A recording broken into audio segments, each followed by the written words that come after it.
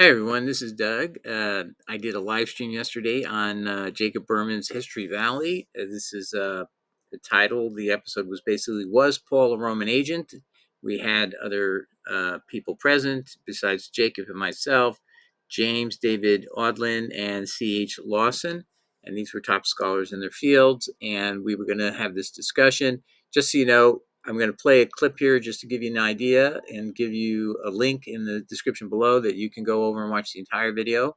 It's a couple hours, but it was a very interesting going back and forth, so I think you'll be engaged by it.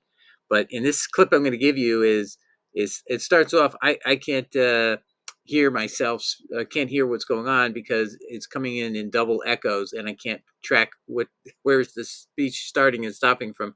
So anyway, I was having a little trouble understanding what was going on when I had to listen with my headphones. So, but eventually, somewhere in the middle of the episode, I kept playing with the settings on. It's called StreamYard. I've never used it before, and I don't know how I was set up wrong. I don't know. Anyway, but I got through it, and I pushed through it anyway. And just want to let you know that created some disruption that I mentioned while I was trying to give the answer. So I'm hearing double echoes at the time. All right. Anyway, I hope you enjoy this episode. I'm going to give you a small clip right now. All right, Doug. Can you, since this is the first time on your channel, can you tell the audience a little bit about yourself and your YouTube channel? Well, thank you, Jacob. By the way, I hear everything in double audio, so I'm having a little bit of trouble. So I delay in responding. You'll know why. Oh, okay. All right. So I'm an attorney. I've been an attorney for 42 years. I just recently retired. And okay, now I'm hearing myself say I was speaking in double audio. So it's a delay in double audio. So let me. Echo cancellation is turned on for all the guests, so I don't know what's going on. Well, I looked in my settings and I couldn't solve it. Anyway, I'll try to ignore it. Actually, I'm going to take my headset off or I'll hear myself twice. Okay. Anyway, so I've been an attorney for 42 years, and I am a Christian. I have been a Christian since I was 14 years old. And so I dedicated my life, my church life and my family life to serve Christ. And when I was in Costa Rica, I realized these people don't have the same faith in Costa Rica. I was living there in 1999 and 2004, that basically didn't accept the Pauline gospel. So that made me start questioning Paul. I did my investigation, and I've used my skills in Greek and Latin. I've received scholarship and prep school for them. So basically, it's been about 20 years of self-study. I have a channel called JesusWordsOnly.com. I also have a website called JesusWordsOnly.org, and that's been around for 5 years or so. Anyway, so if I can give my opinion, I do think Paul is a Roman agent. I think that's very clear. And whether he was an Herodian or not actually could be a secondary issue, be bolstering the claim. But what makes him a Roman agent is his own admission at the beginning, where he says he was serving the high priest, who is a Herodian appointee in the first place. So if we know that, he has to be working for an official. The high priest is no longer a real Jewish character. He is serving the Herodian party. He is appointed by the Herodian party. That had been going on for decades. So he's serving that party, and then what's very key is he has the power to kill. The Romans had prevented the Sanhedrin itself to ever give a death penalty. See, lawyers, we look at these little details, but they make a big difference. Good point. If the Sanhedrin can't kill anyone, where is Paul getting his authority to kill anyone? He's getting it not from Rome. He's not getting it from even the high priest. The high priest doesn't have authority to do that. Only the Romans can kill anybody in punishment. That's your proof that he was already a complete 100% in the pot for the Roman government. He was serving Rome. The high priest could say, here's where the Christians are, and give him missions that would serve their interests too. But his authority to kill people is why you know he's a Roman agent. from the very beginning. You don't process that fact, you're not going to get it. So now he's a Roman agent. Now what happens? He says he has an experience on the road to Damascus. He says this was outside the city of Damascus, which is a wilderness. And Christ even said, if anyone says they met me on a wilderness road and or in a private room, Paul also said later, Jesus came down personally into a cell, in a closed cell, and gave him encouragement. He fits the warning of Christ in that you can't have somebody who says, I met him in a wilderness or I met him on a private road, unless that was universally seen from every point east and west. So as a Christian, I'm suspicious of the story. I'm mandated by my Lord to ignore him. But now let's look at the issue. Is he a Roman agent after he joins Christianity? Let's look at how he behaves. So let's also look at what he says. Let's see if what he teaches Christians was designed to promote Rome. 1 Thessalonians, the Jews are the enemies of all mankind. Is that anything like what a Jewish person would say? Is that anyone who was really Jewish and had an allegiance to Jewish people ever say in their right minds? No. Adolf Hitler used this quote, which Luther himself made famous in his book on the Jews and their lies, I think is the title of his horrific book. Okay? Anti-Semitism, attacking Jews, undermining their validity as a people, is a Roman interest, not a Christian interest, and clearly not the Christian church that we see in Acts 21 telling Paul, hey, these myriads of Jews are zealous for the law and they've come to follow Jesus. These people are Jews. They're 12 apostles that are all Jews. Paul is saying the Jews are the enemy of all mankind. It's one of the most horrific statements of history. It's killed 8 million Jews now, and in the early church, it was designed to disrupt and divide the church. The Romans had a clear strategy called divide et impera, from Julius Caesar's work on the wars that he fought, and that was his strategy. He wouldn't. How often would he undermine before he even got there? He explains, we send in agent provocateurs, we send in spies. Look at the siege of Jerusalem in 70 AD. I've studied that in great detail. These are things that you've got to do if you want to be a serious scholar of Roman history. Roman history is, take a look at the Jerusalem. That was planned months beforehand. Do you not realize Roman agents could come and go? Nobody would notice it's Roman agents coming and going in and out of the temple. They get knocked down, whatever. People there could be fooled by what they call the zealots. There's a party in there that were told, oh, these are the zealots. These zealots, in the middle of that conflict, did two things. They shouldn't. There's a million people inside the inside. They're going to be able to get out when the Romans come in walls. So people know how to get out, and they've got secret passes so they can get out. That's the whole plan. They go in and they burn there was grain that could last, they said, 25 years. So the siege could have gone on for years. But this group destroyed the grain. So they couldn't stay. So this was the insanity that is later the historians said, well, that was the zealots. They were so overzealous, they didn't want people to think they would just wait it out. They wanted to fight the Romans now. That's what you're told. It's preposterous. Nobody would burn all their food. Right? It would never destroy the very thing that sustains you. But that would be a Roman thing to do. But it gave them cover. This is how Rome worked. You divide and conquer. So the way that siege all happened was key. It was all planned to end in a fire, destroying the grain. Exactly as was planned. Romans do nothing by accident. I remember this famous movie about the Russians. The Russians don't even go to the bathroom without a plan. The Romans don't go into any war without a plan. And they plan it years ahead of time. So that is telling you the same kind of attitude would be with Paul. He was a Roman agent, clearly, before he became a Christian. Did his alleged Christian experience fit anything that we should accept? He's changed. He's no longer a Roman. The answer is absolutely not, because of things like the Jews, the enemies of all mankind. But let me give you another one. This is amazing. He admits it himself. 1 Corinthians 9, I'm a Jew to a Jew. I'm a Gentile. I'm a Jew to a Jew, and I'll pretend. Actually, the word can be translated in Greek. I pretend. I became like. I pretend to. Yes, James knows what I'm saying. I loved your. Actually, Mr. Lusk, you said the same thing. He can pretend to be something he isn't. That's exactly what a Roman spy would say. And he defends it as ethical. Not only ethical, but it's promoting the cause of Christ. Which Christ? And I'm famous for my digressions on my channel, so I'm going to just digress for a minute. If you read 1 Colossians 1:15-17, you're going to see a pagan religion right there.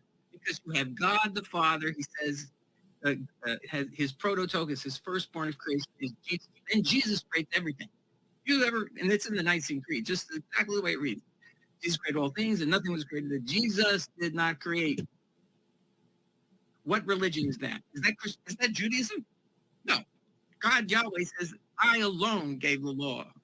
I alone created heavens and earth, excuse me.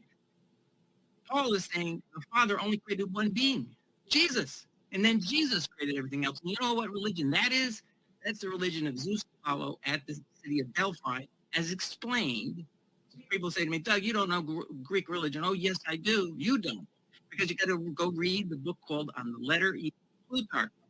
Plutarch was the priest who interpreted the messages of the Delphic Oracle. Now, the Delphic Oracle was a woman who would use Thessalia. Nobody can understand what she's saying. So you could not know what she was telling you in a prophecy you would be paying for. So this priest had to interpret every single client who would come in and say, I want a prophecy from the Delphic Oracle.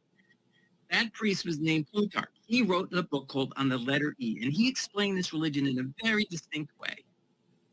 He told us that Zeus had a son, Apollo, who was the creator of heaven and earth. Sound any familiarity yet?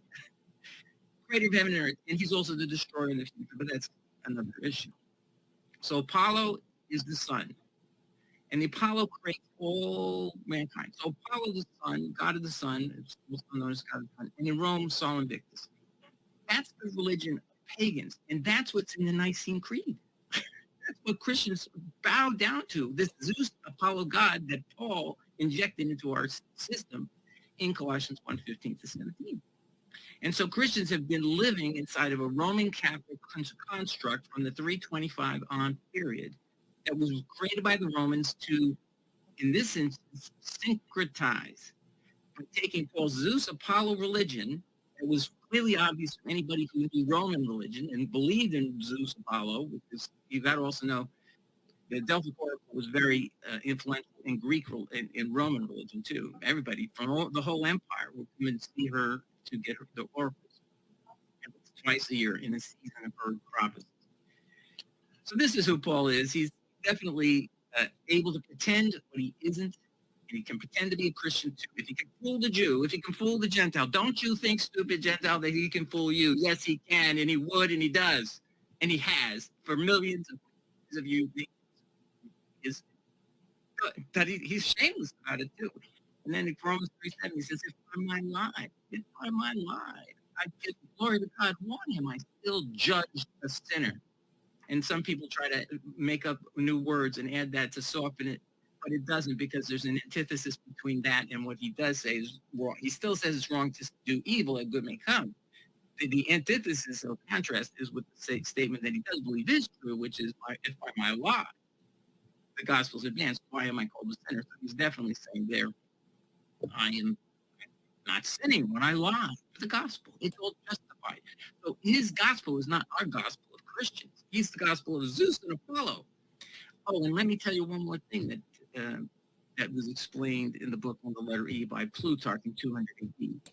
He said that Apollo, in our little religion here on Delphi, we call him Dionysius. That should ring a bell to any scholar. Who was the words that was quoted in the Acts 9 and Acts 26, where explains that I think it was Antipas in Acts 26.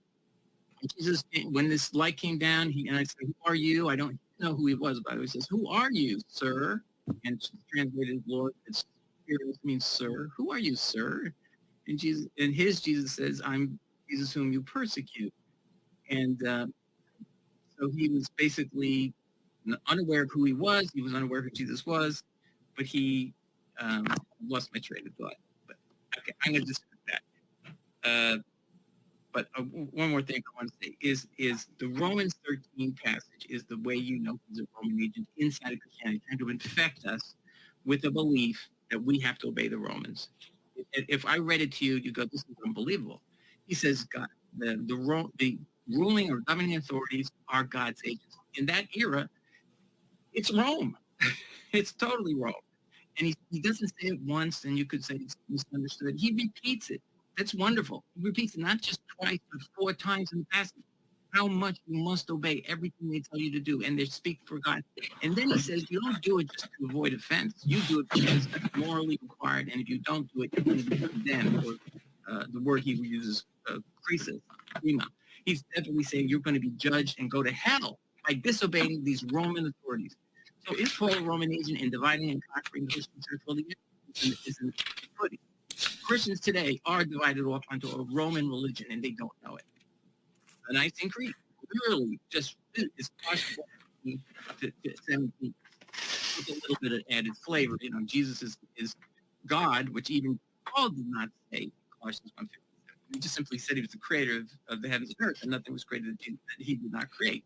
So that's not the same as calling him as God, which is interesting because when you get to the Trinitarian dispute, actually the Trinitarians or the anti-Trinitarians were using Colossians 1:15 to prove that Jesus could not be God because why? Because he's the prototokos of creation. He was the firstborn. He wasn't the creator himself. He wasn't eternal. He was the prototokos. He was the firstborn, just like Apollo was the firstborn of Zeus. Okay, just to get back to my other point. So this is beyond doubt, in my view. If you know Roman law and you know Roman history, you would know Paul is a Roman agent through and through and never changed. Unfortunately, Christians, we have been duped by a very good con artist who is self-confessed. He admits he's a chameleon. He doesn't even hide it. So that's what my channel's about, partly because we try to bring Christians away from the Trinity doctrine as well. That was definitely created out of this false construct.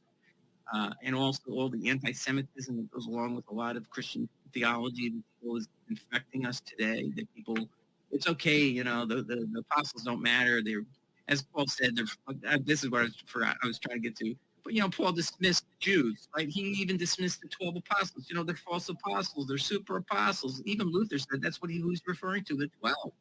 And he's putting them down to make himself look better. And I've suffered more than any of them. And he goes through a whole litany of all the sufferings he suffered. Very, very humble person, by the way.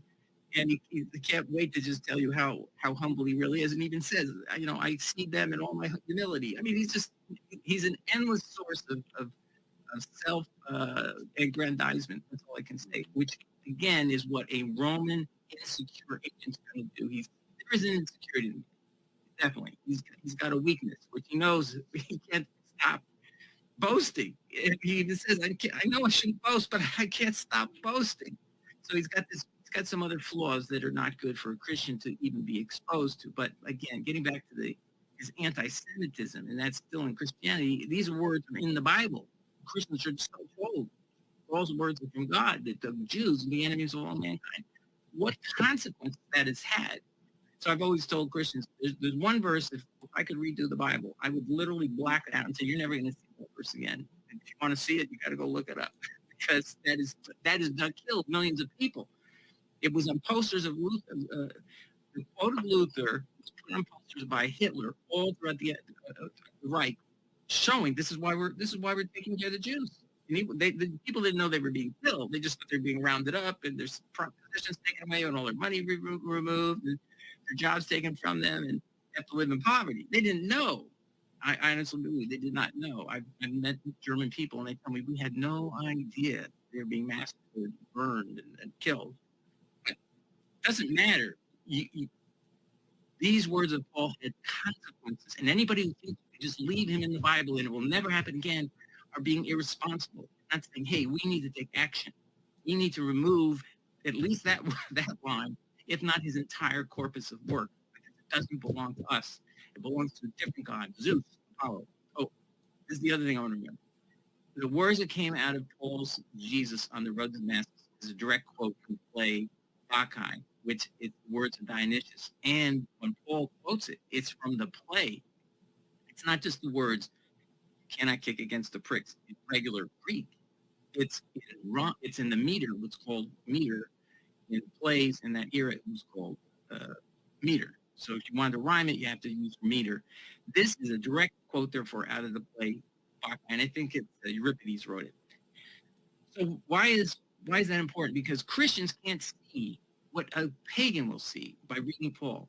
Paul is promoting Zeus Apollo religion, and that Apollo is who he is telling the secret message that us dumb Gentiles, we don't see the secret message. We're not Greek pagans, but a Greek pagan will go, oh, his Jesus is Apollo because he's quoting from the play. Cannot kick against the words of Apollo to the king, the ruler of, I think, a town in Crete somewhere. So that is where Paul is sending a secret message, not that you and I can see. He's a chameleon. He can hide it from us because we're dumb, but he knows what he's doing, and he's telling his secret agent pals, we're injecting. The mission of mine is to bring into Christianity a false religion, a false theology, bring a different Christ, make them think it's Jesus, portray him in a glorious way, make him even grander than he really was, meaning he's God Almighty, he's the creator of heavens and earth, and the Father is the only role he has is to make Jesus the prototokos. That is the theology of Paul that no Christian should ever have been fooled by, but we are because we don't know pagan religion. It doesn't. We read it, we just go, well, we've heard it before. That's the Nicene Creed, but we don't ask where did they get it. So anyway, that's it. Paul is definitely a Roman agent. He definitely was promoting syncretism through the Apollo religion, and he was also promoting Herodian interest or Roman interest by telling you have to obey everything these Roman officials, basically Herodians, are saying, as if it was not only as if it was from God, as because it is. All right, so that's my opening statement. All right, so I hope that gave you a taste of this episode. And the question I will throw at you is, do you think either of these two scholars started to move over to where I was going? They had denied that Paul was a Roman agent. Where did they end up by the end of this episode? Was able to convince them? You decide. But so it's very interesting. If you can watch the whole 2 hours and 20 minutes, you'll find out. All right, God bless. Take care. Ciao. Bye.